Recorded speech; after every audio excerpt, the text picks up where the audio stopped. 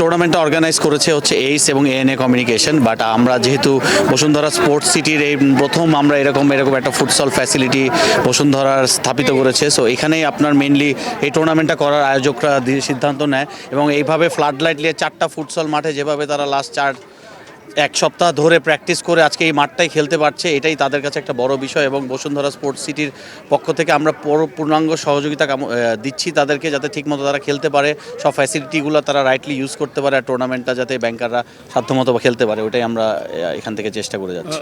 এই মাঠটা অ্যাকচুয়ালি আমরা এখনও এন্টায়ার স্পোর্টস সিটিটা আপনারা দেখেছেন এখানে কি ইনফ্রাস্ট্রাকচার সেট আপ আছে। সো আমরা এটা স্পোর্টসের জন্যই নিবেদিত একটি জায়গা হতে যাচ্ছে। এখনও আমরা ফুটসল গ্রাউন্ড বলেন, আমাদের এখানে padel tennis, swimming pool, gym, cricket facility সব কিছুই আছে। এগুলো এখনও ফুললি আমরা লঞ্চ করিনি, আমরা সফট লঞ্চ পর্যায়ে আছি। অবশ্যই এটা ভাড়া নিবে, এটা আমরা বাংলাদেশ ক্রীড়াপ্রেমী মানুষের জন্য এটা করা হয়েছে এবং করা হয়েছে যাতে এখানে মানুষের সুস্থ খেলাটা তারা এনজয় করতে পারে, তারা এটা রেন্ট নিয়ে করতে পারে, এসে এখানে স্লট বেসিসে নিতে পারবে। সো বিভিন্নভাবে তারা এটা নিতে পারবে আর কি, বুকিং করে দেওয়া সম্ভব। এটা সহজ কথায় বলা যায় যে বাণিজ্যিকের চেয়ে সামাজিকতাটাকে আপনারা এগিয়ে রাখছেন। জি, ডেফিনেটলি এখানে অবশ্যই সামাজিকতাটা দেখুন, বাংলাদেশে খেলার জায়গার খুবই ক্রাইসিস আছে। সো বসুন্ধরা এইখানে লিড নিয়েছে, সবসময় ক্রিকেটের ক্ষেত্রেও লিড নিয়েছে। আপনারা দেখেন বসুন্ধরা কিংস উদ্যোগ নিয়ে আজকে বসুন্ধরা কিংসের মতো একটি ইন্টারন্যাশনাল ফুটবল টিমও এখানে স্থাপিত হয়ে গেছে এবং এই ফ্যাসিলিটির মাধ্যমে অনেকেই এখানে লাভবান হবে। আমার মনে হয় আমরা কিছু এখানে কিংসের একাডেমি আছে, ক্রিকেটের বসুন্ধরা ক্রিকেট নেটওয়ার্ক নামে একটা একাডেমি করা হচ্ছে, যেখানে বাচ্চাদেরকে একদম ইন্টারন্যাশনাল স্ট্যান্ডার্ডের কোচিং এবং ট্রেনিং করানো হবে। তো আমরা চাই যে এখান থেকে বাংলাদেশের ক্রীড়া অনেক দূর এগিয়ে যাক, এটাই আমাদের কোম্পানির মেইন লক্ষ্য এবং আমাদেরও এখানে আপ্রাণভাবে আমরা কাজ করে যাব এটাকে ঠিক করার জন্য।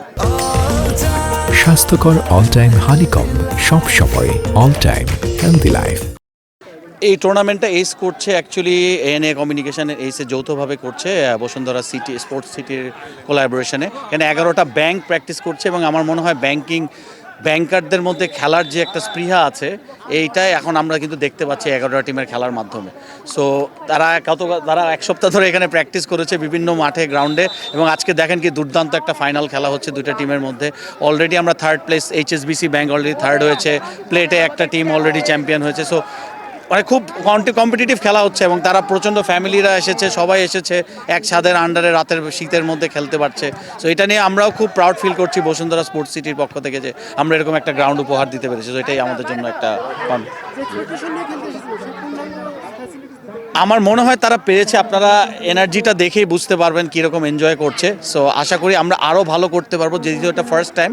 আমাদের ইচ্ছা আছে আমরা আরও সামনে এরকম টুর্নামেন্ট করতে পারবো, বিভিন্ন শ্রেণীর, বিভিন্ন ক্লাস এবং বিভিন্ন গ্রুপদের নিয়ে যাতে করতে পারি। ইউনিভার্সিটিরা আগায় আসতে পারে, যাতে সবাইকে নিয়ে একটা জমজমাট পরিবেশে খেলাটাকে উপভোগ করা যায়, এই ব্যবস্থা আমরা করতে চাই।